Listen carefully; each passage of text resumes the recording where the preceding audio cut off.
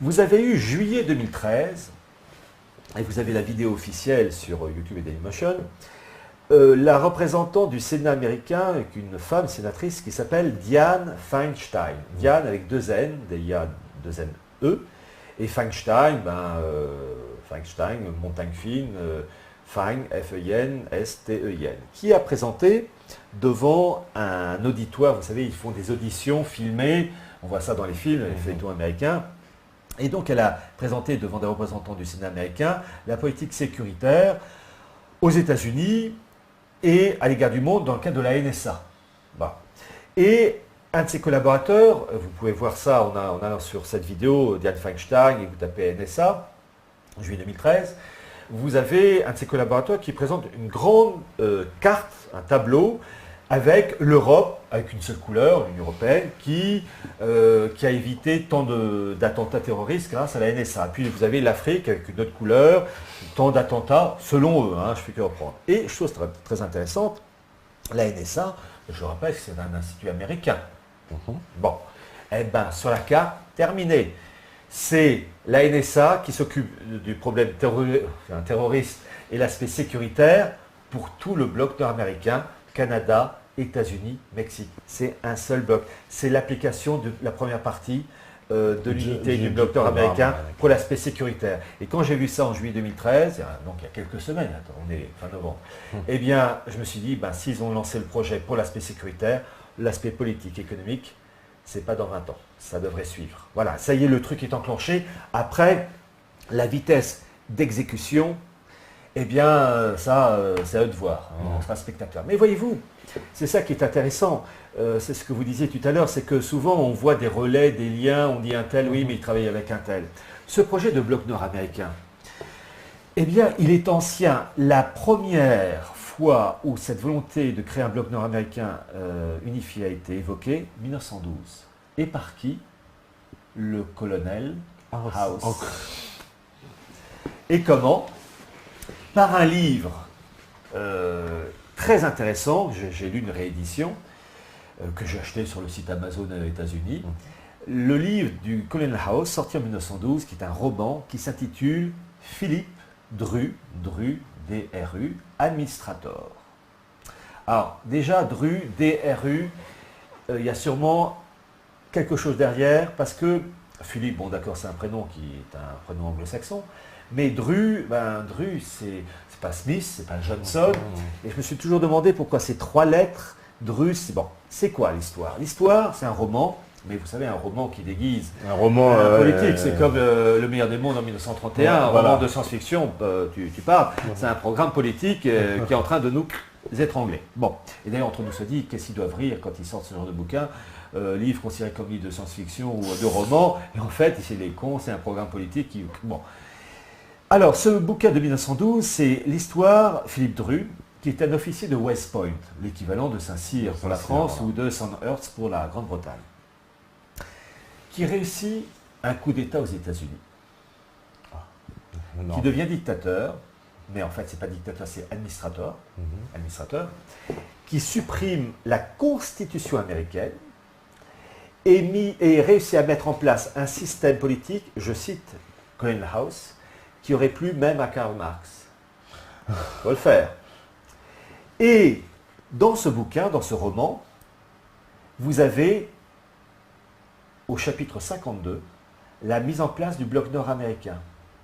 Et le titre du chapitre 52, ce n'est pas l'instauration du bloc nord-américain, c'est l'unité de la moitié ouest de l'hémisphère occidental dans le cadre de la Nouvelle République. Et quand on lit, déjà, on voit la moitié ouest de l'hémisphère occidental, c'est l'Amérique du Nord, donc il y a la Nouvelle République. Et quand on lit le chapitre, ça correspond à l'Amérique du Nord, où il y a Canada, États-Unis, Mexique. 1912. Donc pour vous dire, il est mort en 1938, le colonel House, que ces élites américaines ont ça en tête depuis des générations. Après, il y a la mise en pratique et tous les problèmes qui vont avec. Mais on sent qu'il y a une volonté vraiment d'y arriver. C'est comme l'Union européenne. On y va à force, Voilà, ça bloque, les Français hollandais disent non, on sont des imbéciles. On va retarder quelques années, on y retournera. Voilà, mais par la porte ou par la fenêtre. c'est une volonté acharnée. Et en fait, ils feront tout, quitte à faire des guerres s'il le faut, et à mettre le pays à feu et à sang. Bon, eh bien ce bloc nord-américain qui va voir le jour dans les mois, dans les années qui viennent, là je ne peux pas dire le rythme, mais il est dans les rails, eh bien il va de pair avec l'émergence d'autres blocs continentaux supranationaux. Et c'est ce qu'on évoquait tout à l'heure avec l'Union eurasienne de Vladimir Poutine, que je précise dans le texte officiel. Vladimir Poutine est dit Union eurasienne supranationale. Eh, c'est emmerdant, enfin c'est ennuyeux. Enfin, oui, emmerdant.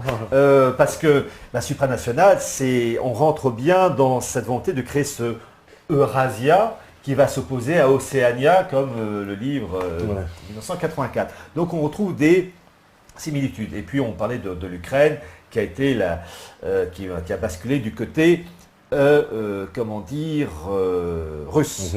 Et donc là, on voit qu'il y a une répartition des zones d'influence entre Océania et Eurasia. En fait, tout est écrit. Hein. Après, il faut régler le compteur à telle frontière. Bon, je te donne ce gâteau, tu me donnes ce gâteau. On sent bon. Après, est-ce qu'ils vont arriver à s'entendre définitivement? C'est autre chose. Et puis, voyez-vous, cette volonté donc, de créer un bloc nord-américain unifié et un bloc européen, lui aussi en voie d'unification, passe donc par la création d'un bloc euro-atlantique unifié. Et là aussi, en février 2013, vous avez donc le discours du président Obama sur l'état de l'Union, où il a annoncé le lancement d'un marché transatlantique. Et tous nos imbéciles et incultes politicards et journalistes, ils découvraient à croire qu'Obama, en se levant le matin en mettant les chaussettes, va dire qu'est-ce que je peux leur raconter, je vais leur parler marché transatlantique. Évidemment, il faut être benet ou trisomique moins 50 pour croire ce genre de baliverne. Parce que le programme consistant à mettre en place un bloc euro-atlantique unifié, il remonte à des dizaines et des dizaines d'années. Vous savez, c'est comme l'expression Nouvelle Ordre mondiale. L'expression Nouvelle Ordre mondiale, je vous citais Orwell, son bouquin La destruction des libératrices, c'est 1914. Il a même, et j'aurais dû le préciser, mais là je vais un petit creux de vague, je me reprends, sorti un bouquin en 1939, George Orwell. Lui, il n'y a pas de doute, c'est The New World Order. Voilà. Bon, ça, si on n'a pas compris, disponible sur Internet, enfin sur Amazon, je me le suis acheté. Pour ceux qui seraient passés à côté quand même, voilà. Si vous n'avez pas compris, je remets une couche, 1939. Bon. En fait, tout y est, mais il faut être curieux. Et ça, c'est le gros malheur mais la nature humaine n'est pas curieuse. Si l'esclavage a duré tellement longtemps, c'est que les gens, finalement, ils aiment bien se faire diriger, même à coups de fouet. Bon, c'est triste à dire, mais Dieu sait, je suis contre l'esclavage. Mais il y a des moments où on se dit, soyez curieux, parce que nos ennemis, ils avancent leur vie. Alors, je citais donc l'exemple du Nouvel Ordre mondial 1914, et le marché transatlantique, évidemment, ce n'est pas Barack Obama qui l'a propulsé. Les premières traces, on peut les voir pour ce bloc euro-atlantique durant l'entre-deux-guerres. Et là aussi, tout est lié. L'homme qui a vraiment lancé cela, c'est un Américain dans les années 20 qui s'appelait Clarence Streit. Clarence Streit qui, rappelez-vous, je vous ai cité un grand Manitou, si je puis dire, du Nouvel Ordre mondial, mort en 1902, Cecil Rhodes. Je vous ai parlé des bourses d'études Cecil Rhodes. Recruter des gens capables de faire avancer la cause mondialiste. Eh bien, Clarence Streit est un boursier Cecil Rhodes, promo 1920. Donc vous voyez, Clarence Streit est un des fils spirituels de Cecil Rhodes. Et Clarence Streit va entre autres travailler dans les journaux américains et puis très rapidement, aidé évidemment par les oligarchies et évidemment par le milieu de la finance, va être soutenu pour favoriser la mise en place d'un bloc euro-atlantique. Et pour cela, il va sortir un bouquin qui sort en 1939.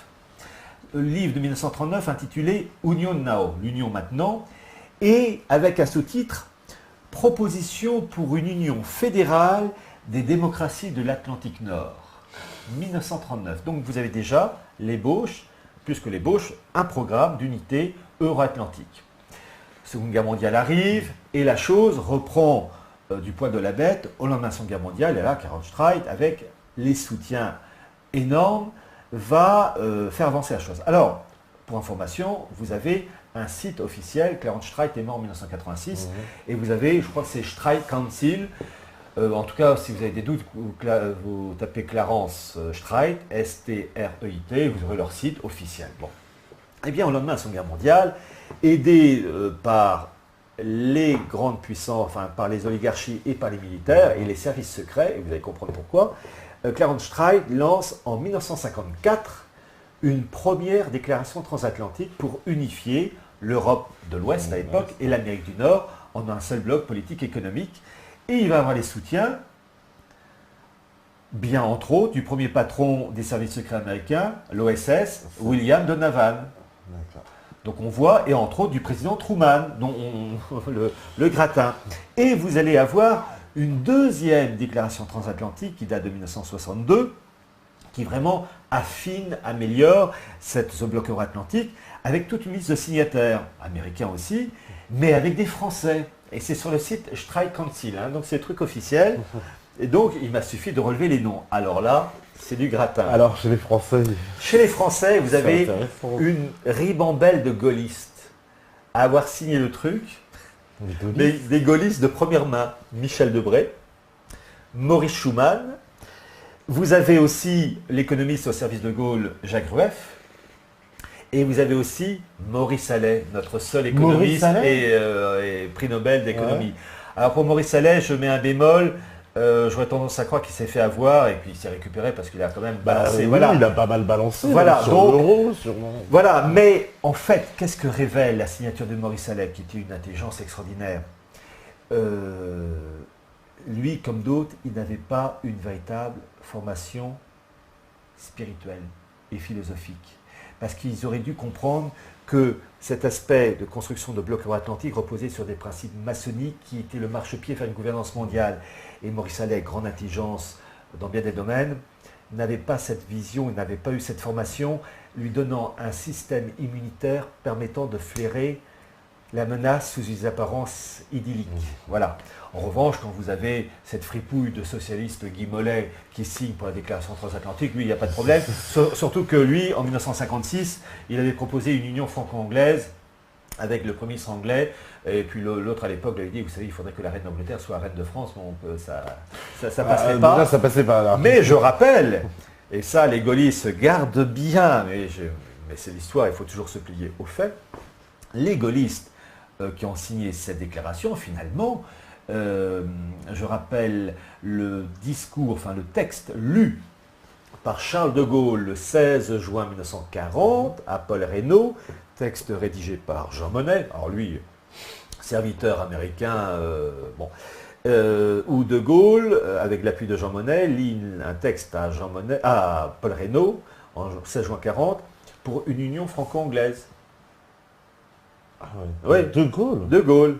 Alors ça, les gaullistes se gardent bien. Alors, vous pouvez vérifier, évidemment, ça va de soi. Mais ça, bon, il s'est récupéré après. Mais enfin, il a quand même fait le truc. Hein. Ah, il y a tenté quand même. Ah oui, le texte officiel, vous tapez De Gaulle, 16 juin 40, Union franco-anglaise, et vous avez l'embarras du choix. Mais ça, les gaullistes se gardent bien. Et donc, je rappelle que ces gaullistes, comme Maurice Schumann ou Michel Debré, en 54 et 62, ont signé ces déclarations transatlantique, voilà, donc on voit quand même que ces gaullistes, ils étaient gaullistes, pas très nets. C'est pas très net, c'est un peu contradictoire, parce que De Gaulle lui avait compris le jeu des Américains, enfin semble-t-il. Alors De Gaulle, grande intelligence, grande culture classique. Vous savez une chose, quand on parle de Gaulle, on dit toujours très intelligent, d'accord. Mais ce qui faisait la force de Gaulle, c'est qu'il avait reçu une éducation vieille France. Classique, il suffit d'écouter son français, il suffit de lire ses livres, il suffit d'écouter ses interventions quand il était président de la République. Il a une qualité de français qui est issue d'un courant de pensée vieille France, catholique, où on faisait ses humanités, latin, grec. Et donc ça structurait les cerveaux. Donc De Gaulle avait cette formation mentale, psychologique, qui fait que les hommes politiques français aujourd'hui sont des chats de gouttière, pour pas dire quoi que non, c'est faux, un chat de gouttière c'est beau. Non, pardon, chat de gouttière. Sont des ectoplasmes, fontage dans la boue, enfin bon, bref. Creux, donc voilà. Mais De Gaulle, ce qu'il voulait, De Gaulle, il voulait que la France ait la part du gâteau dans cette redistribution. Voilà, c'est ça. en fait, il acceptait le système. Après tout, il a rétabli les principes de 1789, en 44, 45, puis à nouveau avec la Ve République. Je rappelle que le préambule de la Ve République rappelle les principes de 89, qui sont l'émanation directe du nouvel ordre mondial, du mondialisme. Alors là, tu as un ennemi, c'est Alain Ménageable. Je dis ennemi. Je dis ça parce qu'on a fait une émission il y a quelques jours, et on en a parlé, et lui défend bec et ongle ces principes de 1789, qui sur le papier, il dit, sont formidables. Ah oui, sur le papier. Mais il a le droit, premièrement, évidemment, ça...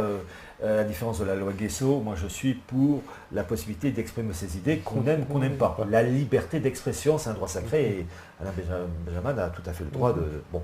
Mais les principes de 89, et je montrais la carte du...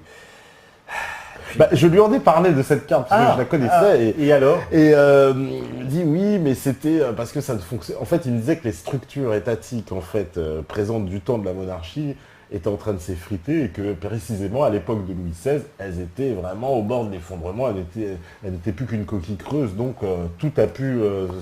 disons que la Révolution évidemment a évacué toute l'organisation de la France de l'Ancien Régime, mais enfin c'est quand même pas Louis XVI qui a décidé la France en damier. Oui, voilà. Mais s'ils l'ont modifié, c'est pour des raisons pratiques, parce que bon, sur le papier c'est très bien le damier, mais là on retourne sur le terrain, il y a des montagnes, il y a des vallées, il y a des cours d'eau, donc ils ont modifié, mais l'esprit est là, voilà.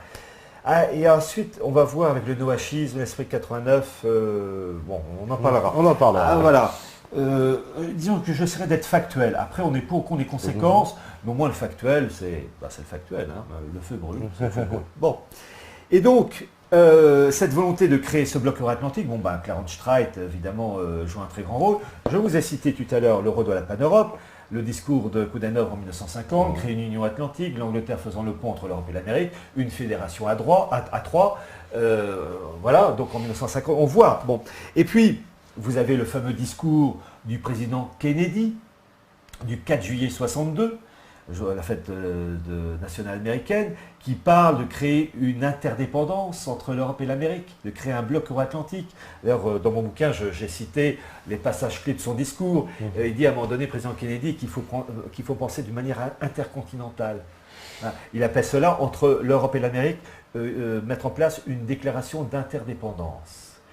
Expression qui sera reprise par le président de la Commission européenne en novembre 2005, Barroso, et qui d'ailleurs cible le discours de Kennedy en disant qu'il avait vu, oui évidemment, voilà. Bon. Et puis, parmi tous les éléments qui rentrent dans la mise en place du bloc euro-atlantique, qui donc semble absolument incroyable pour nos hommes politiques et journalistes, il suffit d'aller sur le site de la Commission européenne, où vous avez tous les documents élaborés de la part du côté européen et américain pour la mise en place de ce bloc euro-atlantique unifié. Et je cite ces documents, 1990, déclaration transatlantique, 1995, nouvel agenda transatlantique, 1998, le partenariat économique transatlantique, et le dernier pour le moment, CET de 2007, le Conseil économique transatlantique, d'ailleurs qui a été mis en place à l'époque par l'Allemagne qui dirigeait pour 6 mois l'Union européenne. Bon. Donc on a tout le programme, et en fait c'est pour établir un bloc unifié avec des normes. Parce que, pourquoi ils veulent mettre ce bloc euro-atlantique en place? Car c'est à peu près 40% des échanges. Un bloc euro-atlantique, c'est 40% des échanges de biens et de services dans le monde. Donc ce bloc euro-atlantique, régi par les normes américaines, pèserait tellement lourd que, façon trou noir, il obligerait les pays des autres continents à se plier à ces normes. Quand vous avez une telle masse représentant un tel poids d'échanges en tout genre, 40% de commerce mondial qui se situe des rives, des part et d'autre des rives de l'Atlantique, eh bien les autres pays seront obligés, face à un géant, de se coller, et en particulier la Chine. C'est ça qu'ils voudraient. Alors, s'ajoute à cela aussi la volonté de mettre en place un bloc transpacifique, entre l'Amérique et puis tout le pourtour des pays pacifiques, l'Australie, le Vietnam, le Japon, évidemment pas la Chine. Voilà, pour penser au principe des prises multiples. Prise multiple Europe, Amérique du Nord, jonction. Prise multiple Amérique du Nord, les pays du Pacifique, Chine en moins. Voilà, et c'est une ceinture qui va verrouiller. Et l'idéal, c'est de créer à la fin, au bout de X années, pour ne pas dire 10 années, une immense prise multiple, la gouvernance mondiale. C'est une gouvernance mondiale qui arrive par étapes. Ils sont obligés d'y aller par étapes. Bon, Voilà. Oui, voilà. Voilà. Ça ne va pas se décréter du jour au lendemain, on Voilà. va dire il y a un gouvernement Même si mondial, Attali le souhaite, C'est- ils savent qu'ils ne peuvent pas arriver qu'à demain on y va. Oui, Bon. voilà. C'est par étapes. Bon, c'est une digestion hein, entre ce qu'on mange et ce qui ressort. Eh ben, c'est ça, la gouvernance mondiale. C'est ça. Alors, autre élément qui rentre dans la mise en place de ce partenariat transatlantique, et ce qui montre la pauvreté et le manque de curiosité même des centres de recherche français, l'IRIS, IFRI, ou fondamentalement, sauf exception, on n'apprend rien, c'est que vous avez, parmi tous les acteurs, la fondation Bertelsmann. Oui. Je rappelle, Bertelsmann, c'est à la fois un empire des médias et un think tank, un centre de recherche. Alors, Bertelsmann, c'est l'empire des médias, c'est M6, c'est la revue Géo, c'est RTL, c'est... La maison de disques aussi, éditeur. voilà, c'est Fun Radio. Fun Radio Et, chose très intéressante, la première maison d'édition américaine, Random House, c'est Bertelsmann. Et quand Obama a écrit certains de ses livres, ils ont été édités par Random House, chapeauté par Bertelsmann. Toc, toujours, bon, comme disaient les Allemands, Verflechtung, l'entrelac. Voilà, bon. Eh bien, Bertelsmann est aussi donc un centre de recherche qui s'occupe de 3 domaines. L'aspect construction européenne, l'aspect coopération transatlantique et les relations avec les pays musulmans et Israël. Alors pour les pays musulmans, ce sont les discussions de Kronberg, et pour les relations avec Israël, c'est le dialogue germano-juif. Bon, bref. Et vous avez aussi, et c'est très lié avec le gouvernement allemand, dans les années 90, un Allemand qui s'appelait, enfin ça s'appelle toujours, il est toujours vivant, qui s'appelle Werner Weidenfeld, qui, dans les années 90, au service du gouvernement Kohl, puis ensuite du gouvernement Schröder, vous voyez les étiquettes politiques qui changent, qui était chargé au sein du gouvernement Kohl et Schröder des relations germano-américaines. Eh bien, ce Werner Weidenfeld était en même temps membre du comité directeur de Bertelsmann. Donc vous voyez les ponts entre le politique et ses think tanks. Et le Werner Weidenfeld, pour une autre information, était aussi le patron d'un autre think tank qui s'appelle le CAP, qui est en fait le sigle en allemand pour Centre de recherche politique appliquée, et qui a élaboré aussi des programmes en liaison avec Bertelsmann pour favoriser le bloc euro-atlantique. D'ailleurs, dans un de mes livres, La décomposition des nations européennes, ils ont dressé un tableau avec tous les états possibles, avec toutes les possibilités entre l'échec le plus complet, qu'ils appellent Titanic, et la réussite la plus complète, un bloc européen unifié, avec un bloc euro-atlantique unifié, et avec l'adhésion des pays du sud de la Méditerranée. Ils en citent 2 en priorité, le Maroc et Israël. Voilà. Mais il y a 3 points de suspension après. Donc voilà. Mais il n'y a qu'à lire. Le truc est sorti en 2003, je vais publier dans mon livre La décomposition des nations européennes. Vous savez, il suffit de lire et de chercher aussi. Bon. Eh bien, Bertelsmann, je vais vous citer tous les éléments, Clarence Strauss et compagnie, qui ont joué un rôle important dans la mise en place du bloc euro-atlantique.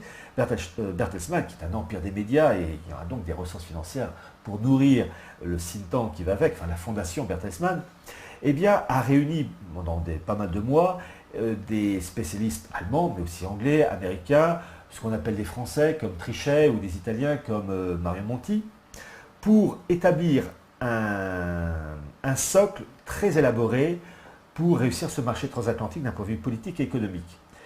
Et ils en ont fait un bouquin. Le bouquin est sorti en 2004. Ben voilà le bouquin. Avec déjà une carte très intéressante, c'est une carte photomontage, avec le Reichstag, c'est l'équivalent de l'Assemblée nationale allemande, avec 3 drapeaux, à croire qu'on reconnaît les maîtres, américains, européens et allemands. Il n'y a pas le finlandais, il n'y a pas le portugais. Bon.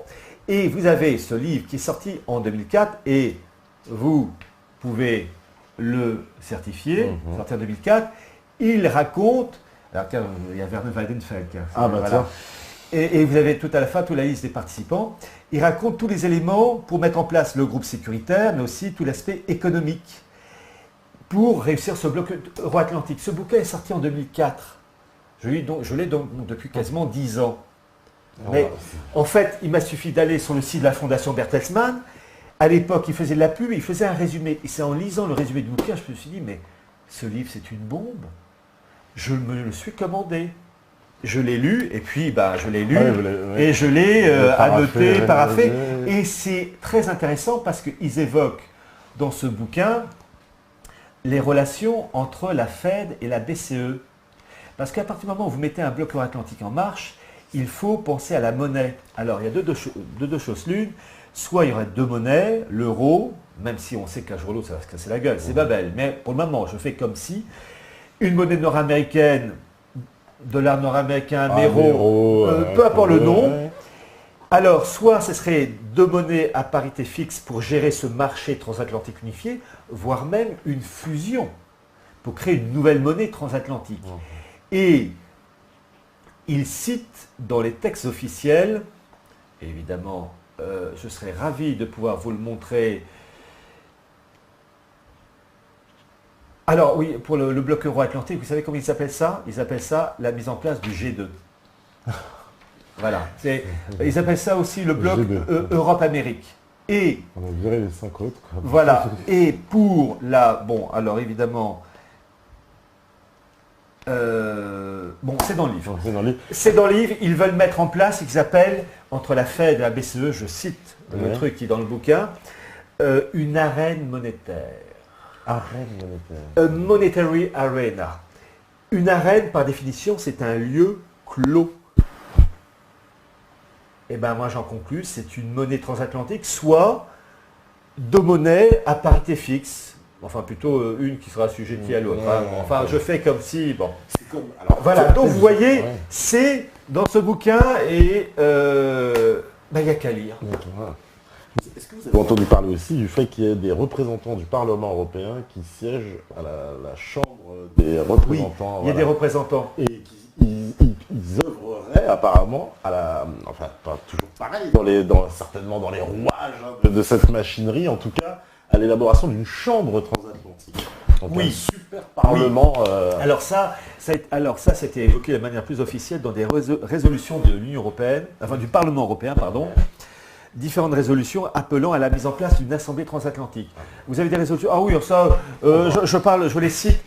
Il faudrait que je retrouve le passage. Bon, écoutez, on va faire court. Vous achetez mon bouquin et puis on en parle. Voilà. Non, enfin bref, tout ça pour dire, vous achetez tous comme ça, vous avez. Non, je veux dire par là que les textes sont là.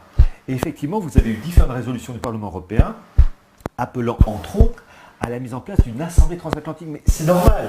Voyez-vous, c'est une construction mécano. À partir du moment où vous avez un pilier européen, un pilier nord-américain, un G2, je reprends l'expression, eh bien il faut gérer ces deux piliers. Donc il faut un organe politique, une assemblée transatlantique. C'est normal. C'est normal. Donc il n'y a pas de surprise, il y a une logique. Voilà. Voilà, de retour sur la libre antenne, comme tous les soirs, 21h, minuit et pas d'heure, parce que ce soir c'est une émission spéciale avec Pierre Hillard, toujours avec nous pour comprendre le nouvel ordre mondial. Et on a déjà bien, je trouve, avancé là sur ce nouvel ordre. Et, tous les bienfaits qu'il nous apporte. Et tous ces bienfaits. Et voilà, et tout, je tiens quand même à réaffirmer ici que tout ce qui vous avez présenté, c'est fabriqué. Je parle sous votre autorité. Ah, c'est fabriqué. Tout est inventé. Tout est inventé, c'est une histoire. Non, mais pour dire vraiment que tout est factuel. Ah quoi. oui, c'est sous vos yeux, c'est là, c'est maintenant. Oui, le quand pire, voilà, on ça parle nous chatouille les narines parfois. parfois. Le marché transatlantique, c'est maintenant que ça se négocie. Ils vous en ont parlé un petit peu dans les médias, un tout petit peu. Ils étaient obligés de susurrer, voilà. Vous pouvez plus le cacher, ils étaient obligés quand même d'en parler. Hop, on remet un couvercle. Voilà. Ils en ont parlé en plus, ce qui était un peu, j'ai presque envie de dire anecdotique, pour nous dire que la France avait sauvé le volet culturel. Voilà. J'ai envie de dire pourquoi les gens de la culture, qui se disent citoyens du monde d'ailleurs très souvent, auraient droit à une protection. Je ne vois pas pourquoi il n'y aurait pas une spécificité pour les ouvriers, les peintres en bâtiment, les paysans. Pourquoi les artistes auraient droit, j'ai envie de dire, encore une inégalité républicaine. Une de plus. Alors, on en était alors au bienfait du marché transatlantique. Au bienfait du marché transatlantique. Et avec finalement le marchepied vers une gouvernance mondiale, parce que la finalité, comme ces livres, que ce soit 1984 ou la destruction libératrice 1914, etc., et ou bien le livre de Philippe Dru, enfin de Colin House, Philippe Dru, administrateur de 1912, s'écrit une gouvernance mondiale, une république universelle, selon l'expression maçonnique. Je rappelle les écrits de ce religieux français, Monseigneur de La Sume, qui est mort en 1921, plusieurs ouvrages, mais deux en particulier, 1898, l'américanisme, 1880, où il dénonce les méfaits avec le judaïsme talmudique en arrière-fond. Allez voir un curé aujourd'hui en parler. Le Vatican II s'est râpé, ils sont tous peace and love et Afrique et je sais pas quoi. Et l'autre bouquin, je cherchais son nom tout en parlant, c'est 1910, la conjuration antichrétienne, le temple maçonnique voulant s'élever sur les ruines de l'Église catholique. D'une extrême modernité, bon, 1000 pages, mais ça se lit parfaitement et parfaitement référencé. Donc une gouvernance mondiale qui s'annonce. Alors, il y a des choses très intéressantes. On voit, vous savez, c'est comme des bulles qui crèvent à la surface. Là aussi, une autre référence. Vous avez eu en avril 2010, avril, je regarde, je crois que c'est avril 2010, un rapport du FMI. Donc vous tapez FMI, avril 2010, et vous rajoutez comme mot Bancor, B-A-N-C-O-R. C'est un rapport d'avril 2010 du FMI qui prône la mise en place d'une monnaie planétaire appelée Bancor. Et c'est le mot d'ailleurs utilisé par Keynes au moment des accords de Bretton Woods. Et que les Américains voulaient imposer. Voilà, mais ce nom de Bancor. Avec un monde coupé en deux, etc., on n'était pas encore arrivé aux étapes nécessaires. Et donc vous avez donc un institut archi-officiel, le FMI, qui vous raconte dans un rapport d'avril 2010 son désir d'essayer de mettre en place une monnaie mondiale qui s'appelle Bancor, ça sera aussi bien un autre nom. Je rappelle aussi la revue The Economist de 1988 qui avait présenté sur sa couverture un oiseau, le phénix, naissant de monnaie, de billets en train de brûler, le dollar, on voit le yen, les monnaies qui brûlent assez. Et un oiseau, le phénix, et dans l'article il est prévu une monnaie planétaire pour 2018. Là aussi, il ne faut pas se focaliser sur la date, mais on voit que c'est pas 2100. Oui, voilà. Le titre en plus c'était Préparez-vous à la monnaie mondiale. Voilà, Get Ready for World Currency. Bon, on voit que les choses se mettent en place. Ce qu'on voit aussi dans cette mutation d'un nouvel ordre mondial, là, voyez-vous, il y a 2-3 jours de ça, même les médias officiels ont évoqué une mesure qui est en train d'être adoptée malheureusement, qui fait que n'importe quel particulier en France pourrait être espionné via Internet, via le téléphone. En temps normal, on peut procéder à ces violations de la vie privée, mais dans un cadre juridique bien défini. Il faut vraiment... bon. Alors que là, une chose qui est terrible, et c'est Big Brother qui se met en place, c'est que désormais, tout citoyen français va pouvoir être espionné par Internet, son courriel, sa page Facebook, son téléphone, mais au moindre désir, la pulsion d'envie d'un dirigeant qui dirait qu'un tel, je veux l'entendre, sans aucun cadre juridique. C'est en train d'être mis en place. On est fin novembre 2013. Mais, dans le cas américain, ils ont une longueur d'avance, en bien comme en mal, mais là plutôt en mal, puisque dans cette volonté d'éradiquer les libertés individuelles, mesure qui va de pair avec la mise en place d'une dictature, parce que preuve des dictatures, nazis, communistes, etc., c'est que les libertés individuelles, elles disparaissent. Eh bien, aux États-Unis, vous avez une kyrielle de documents mis en place en particulier sous le règne, si je puis dire, de George Bush fils, documents suspendus, mais s'ils ont été élaborés, c'est pour être appliqués un jour ou l'autre. C'est entre autres le paragraphe 1076 du John Warner Act de 2006. Vous avez aussi le NSPD 51 et le HSPD, c'est des sigles pour l'aspect national et l'aspect politique intérieur américain, qui permettent la loi martiale pour gérer les États-Unis, mais sans limite de temps. Peu importe, suite à une crise économique gravissime, soit un autre 11 septembre, soit une crise climatique, enfin un événement style faille de Saint-André, enfin tout ce que vous voulez, tous les cas possibles inimaginables, ou une dictature avec suppression des droits qui gèrent les États fédérés, Texas, etc. Parce que voyez-vous, dans l'organisation fédérale de l'État américain, vous avez un pouvoir fédéral à Washington, mais les États fédérés, Floride, Arizona, etc., ont des droits qui leur permettent de se gérer eux-mêmes. Et vous avez deux grandes lois, l'Insurrection Act de 1807 et le Post Comitatus Act de 1878, qui donnent des droits aux États fédérés qui empêchent le gouvernement de Washington d'intervenir dans le domaine de la police, etc., juridique, dans les affaires intérieures des 50 et quelques États fédérés américains. Bon, eh bien, ces mesures en question, John Warner Act de paragraphe 1076, etc., et tous les documents vont abolir et supprimer tous ces droits s'ils sont appliqués. Je vous rappelle, ils sont suspendus pour le moment. Et finalement, le président des États-Unis aura les pleins pouvoirs comme un administrateur, comme disait Colin House. Voilà. Et on parle de plus en plus de la disparition de la Constitution américaine. Et Obama a rajouté sa couche, si je puis dire, puisque vous avez un document dingue du 31 décembre 2011 que j'ai lu le 2 ou 3 janvier 2012. Je me suis dit à l'époque, pour commencer l'année, c'est sympa.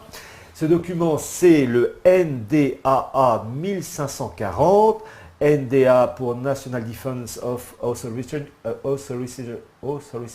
Act. Il est minuit passé, je commence à fatiguer. Un document qui fait plusieurs centaines de pages. Vous allez à la section 1021. Donc il faut vraiment faire descendre le curseur. Il y a 1021 et 1022, mais 1021 c'est encore plus trapu, où ce document dit, section 1021, que tout citoyen américain peut être arrêté, interné, sans limite de temps et sans procès, without trial, dans le texte d'origine. C'est-à-dire qu'il sera jugé quand les autorités diront, oui, on a envie de le faire, et puis s'ils ne veulent pas le faire. Et c'est en fait la mise à mort de cette fameuse, ce document qui fait quand même la structure des pays anglo-saxons, Bill of Rights. Le Bill of Rights. Voilà. Ça c'est, je vous dis, c'est le NDAA 1540, section 1021, document officiel signé par Obama. Donc Obama n'est qu'un agent du système pour peu à peu serrer la vis. Effectivement, le système américain va s'écrouler, en particulier avec une crise économique américaine, un taux d'endettement américain colossal. Le 7 février, ils doivent s'entendre encore pour le plafond de la dette. Depuis 1917, ils rehaussent le plafond de la dette. Bravo la Fed d'ailleurs, parce que le dollar américain a fait que perdre de la valeur depuis la création de la Fed. Bon, bref. Et donc, ils doivent remettre les choses à plat d'ici le 7 février 2014. Il y a aussi le budget fédéral pour le 15 ou 20 janvier 2014. Enfin bon, bref. Soit ils vont obtenir un gain de cause, un recul de quelques mois, de 6 mois, 1 an, soit ça va encore échouer. Mais le système américain va se casser la figure parce que la Fed rachète les bons du Trésor. C'est le serpent qui se mord la queue. À un moment donné, et puis rehausser le plafond de la dette, mais on est sur Terre, il y a une limite, on peut tirer sur un élastique, mais il y a une limite, à un moment donné, ça se cassera la figure. Et une crise, méga crise, parce que quand même les États-Unis, depuis 1945, sont encore la colonne vertébrale du système des échanges de dollars comme monnaie d'échange, etc. Eh bien, quand ça va se produire, ça va être catastrophique, ça va être un effondrement généralisé. Et on voit d'ailleurs la mutation en cours, puisque depuis quelques années, les échanges commerciaux entre la Russie et la Chine ne se font plus en dollars, mais en roubles et en renminbi, enfin le yuan chinois. Pareil entre la Chine et le Japon, c'est-à-dire qu'on voit que le dollar est et façon... Les ça veut passer un accord, il y a 2 ans qu'ils voulaient enlever le dollar entre leurs échanges, etc., etc. Donc on voit que le dollar dégage de plus en plus, il y a ces blocs continentaux, et finalement, il va falloir passer à autre chose. Donc le dollar a 3 mois, 6 mois, 1 an, 2 ans, 3 ans, je ne sais pas évidemment le répit, mais un jour ça disparaîtra. Donc on a ces blocs continentaux qui voient le jour, l'UNASUR pour l'Amérique du Sud, en dehors de la Guyane française, et signé quand même malheureusement par Chavez. Par Chavez. Alors, petit point, j'en profite de vous avoir ici. Moi, je profite pour boire une gorgée. Voilà, ça tombe très bien qu'on aborde ce point. Pour vous obliger à parler.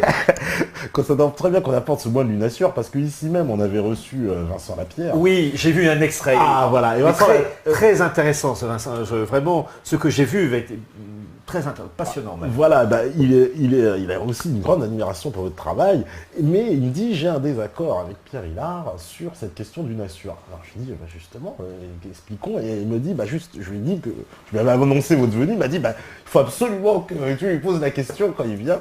Alors j'en profite, je me fais la voix de Vincent Lapierre qui me dit que l'UNASUR, selon lui et selon les préceptes vénézuéliens et les principes de Chavez, c'est de créer une union pour se protéger justement du reste de l'Empire. Mais oui, mais je suis d'accord avec Vincent Lapierre. Vincent Lapierre, je suis d'accord avec vous. Mais oui, parce que, d'abord, on va définir un peu l'une nation, donc l'aspect factuel. Un bloc sud-américain unifié, j'enlève la Guyane française qui n'en fait pas partie, avec volonté de créer un parlement sud-américain, une citoyenneté sud-américaine. Il y a aussi une monnaie qui est évoquée, le sucre. Alors il joue sur double sucre, système unitaire de je ne sais plus quoi, et puis le nom du lieutenant sucre Bolivar, au service de Bolivar. Donc il joue à la fois sur l'acronyme système unitaire de compensation, mais l'ennemi du passé. Bon, vous lisez, vous faites des recherches sur Internet. Bon, et puis donc le lieutenant sucre. Alors, oui, ben, vous savez comment ils appellent ça les anglo-saxons? Ce que disait Vincent Lapierre, ben oui, ça va être un bloc continental, unifié, qui va s'opposer à la version, parce que ce bloc UNASUR, c'est une version à différents degrés socialisante, et voilà, face au libéralisme échevelé nord-américain et même européen. Eh bien, les anglo-saxons, ils ont une formule avec leur perfidie actuelle. Ils appellent cela, Vincent Lapierre, la gestion des contraires. Car, et ils ont tout à fait raison, pour aboutir à un objectif, il faut surtout créer des oppositions. Car l'opposition permet de prendre des mesures chez soi qu'on ne pourrait pas prendre si l'opposition n'existait pas. Et réciproquement, l'opposition va réagir. Donc le bloc libéral européen, océanien pour faire court, va prendre des mesures face aux méchants, entre guillemets, UNASUR, version socialisante, affreux, épouvantable, etc. Mais en contrepartie, les actions politiques, économiques, militaires prises obligeront le bloc continental UNASUR, version socialisante, de prendre des mesures pour contrer. Et toutes ces mesures, gestion des contraires, c'est le principe des jambes. La jambe gauche est bien distincte de la jambe droite. La jambe droite est bien distincte de la jambe gauche. Mais il n'empêche que quand on va aboutir à un but, la jambe gauche ne va pas par là, la jambe droite ne va pas par là. Elles se complètent, elles se gèrent entre elles, et pourtant elles sont distinctes. C'est la gestion des contraires. Et ça, c'est une perfidie anglo-saxonne. Et donc, en fait, c'est très habile pour créer des antagonismes qui obligent. C'est pas pour rien, quand on lit les mémoires de David Rockefeller, le titre du paragraphe 27. Le titre c'est « Internationaliste, travailleur-travailleuse, et fier de l'être ». Et j'en profite dans la foulée pour lire le passage de l'ami David au sujet donc de ce bloc, de cette gouvernance mondiale. Alors je cite donc ce que dit David Rockefeller, il est d'une franchise, mais alors, donc internationaliste et fier de l'être, donc il y a la version internationaliste libérale, mais aussi la version internationaliste socialo-communiste, avec tous les degrés, les nuances. Mais les deux méthodes aboutissent au même projet, gouvernance mondiale, sachant que la synthèse et l'antithèse doivent un jour fusionner, comme le dit... En gros, Rockefeller et Besançon sont sur le même bateau, quoi. Ils ont deux approches différentes pour une finalité commune. Destruction des États, blocs continentaux supranationaux, etc. Écoutez ce que disait l'ami David dans ses mémoires, chapitre 27, où il est d'une franchise. En fait, ça montre qu'ils sont proches du but parce que vous allez entendre ce qu'il dit, l'ami David, qui est toujours vivant, une mauvaise herbe, ça dure. Certains croient même que nous faisons partie d'une cabale secrète agissant contre les grands intérêts des États-Unis. Et alors nous, c'est les réactionnaires, c'est Meta TV, etc. Et ils vont jusqu'à prétendre, les extrémistes, entre guillemets, ils vont jusqu'à prétendre que nous conspirons avec d'autres capitalistes dans le monde pour construire une structure politique et économique mondiale plus intégrée. Un seul monde, si vous voulez. Si c'est ce dont on m'accuse, je plaide coupable et j'en suis fier. Voilà. Tout est dit, moi il a été d'une franchise implacable. Et il ajoute à un moment donné, la libre circulation des capitaux, des marchandises et des personnes par-delà les frontières demeurera le facteur fondamental de la croissance économique mondiale et du renforcement des institutions démocratiques partout dans le monde. Les États-Unis ne peuvent pas échapper à leur responsabilité mondiale. Le monde d'aujourd'hui réclame une direction des affaires mondiales et notre pays doit répondre à cette demande au XXIe siècle, il ne peut y avoir de place pour les isolationnistes. Nous devons tous être des internationalistes. Soit version libéralo, tout ce que vous voulez, néoconservatrice, soit version socialo-marxiste. Voilà, mais la gestion des contraires. Et c'est pourquoi je dis que, même s'il a dit des choses justes, Chavez, il a fait des choses justes. Attention, je ne dis pas. Pour moi, le truc est miné à la base avec la création d'un bloc sud-américain, supranational, qui va tôt ou tard désinguer l'Argentine, le Chili, le Venezuela, entre autres, et qui rentre dans cette gestion des contraires pour. Vous savez, c'est comme les électrons qui créent une énergie pour passer d'étapes supérieures. Vous savez, c'est le principe, il suffit de regarder les lois de la nature. La chenille qui passe à l'état de papillon, c'est quand même deux mondes différents. À l'intermédiaire, c'est le cocon. Et comme m'avait dit un jour un biologiste, quand tu ouvres ce cocon, tu vois, je cite son expression, un apparent désordre cellulaire. En fait, c'est une violence d'un monde qui s'entrechoque, une bouillie cellulaire en une sorte de masse cancéreuse qui permet de rebondir d'un monde ancien, la chenille, pour aboutir à un monde nouveau, le papillon. Eh bien, cette période intermédiaire en biologie, c'est ce qu'il m'avait dit, s'appelle le climax. Et donc, ce qu'on voit actuellement avec ces oppositions de blocs continentaux, Océania, tout ce que vous voulez, enfin bloc nord-américain, Europe et l'Amérique du Sud, une assure, tendance socialo-marxiste avec tous les degrés, c'est créer les contrastes qui permettent de créer, c'est comme le silex, de créer l'étincelle qui va permettre de rebondir à une étape supérieure, la gestion des contraires. Mais est-ce qu'ils ne sont pas un peu forcés presque à le faire, les Sud-Américains? Parce que quelque part, avec ce qui s'est passé par exemple avec Evo Morales et l'histoire de l'avion qu'on a forcé à atterrir. Là, notre président a été d'un courage exemplaire. Qui est un acte. Ça aurait été une déclaration de guerre dans un autre temps. Ah oui, c'est d'une virilité.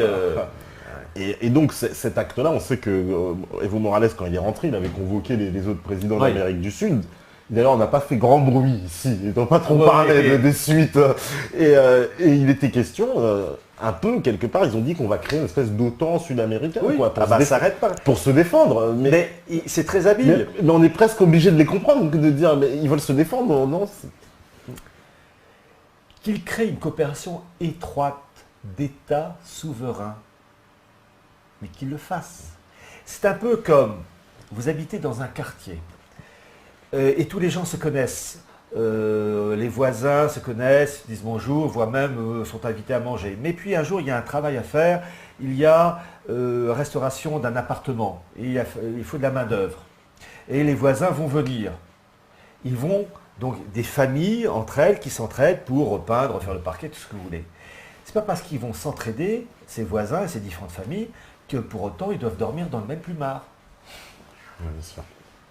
Ou bien l'entraide ne veut pas dire qu'on va fusionner les budgets et les comptes en banque du voisin X avec la voisine Y et qu'ensuite on va se coucher ensemble. Non, il y a une coopération étroite, une entraide, un élan humain du cœur qui va très bien, mais ce n'est pas pour autant qu'on doit mélanger les comptes en banque de toutes les familles, qu'on doit dormir dans le même plumard, qu'on doit passer les vacances ensemble. Voilà, comprenez, c'est une coopération étroite ne veut pas dire Woodstock et tout le monde à poil dans le même plumard.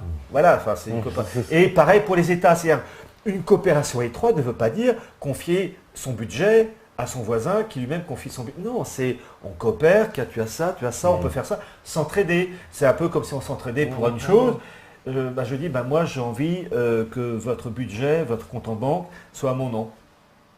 Vous diriez, à juste titre, écoutez, bien gentil, mais moi je préfère garder mon compte en banque. Allez vous faire cuire un œuf, et vous auriez raison. Et réciproquement, c'est-à-dire qu'on peut s'entraider, chacun va apporter de l'argent, mettre ça sur la table, mais c'est distinct, c'est comme les familles, vous avez un homme, une femme, un couple reconnu par la loi et pour certains pour des raisons religieuses, c'est pas pour autant qu'ils doivent automatiquement faire des galipettes comme faisait le couple Strauss-Kahn à la lanterne.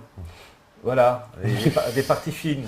Voilà, vous comprenez, il y a, et n'empêche qu'on peut nouer des liens d'amitié, de relations avec d'autres couples, d'autres familles, mais coopération ne veut pas dire tout en commun, tout, voilà. Ça, c'est mai 68. Mais si je me fais faire l'avocat du diable, j'ai l'habitude dans cette émission,